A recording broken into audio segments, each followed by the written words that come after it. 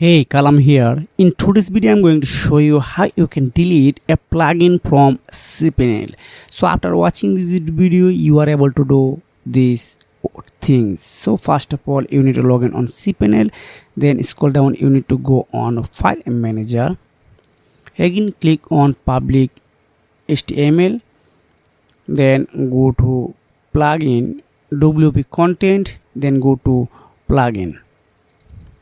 Then you can see here the lots of plugin I have already installed on my WordPress website, but I want to delete some on. Example of I want to delete easy table of content.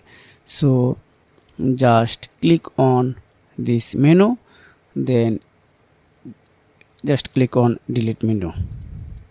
Click on confirm. Then if you want to delete zip file, just select and click on delete it. Okay, these two options deleted from my website. So just refresh, then again go to public HTML, WP content plugin. You can see here the no table of content plugin here. So if you have found this video helpful for you, make sure like and subscribe this channel. See you again, take care, goodbye.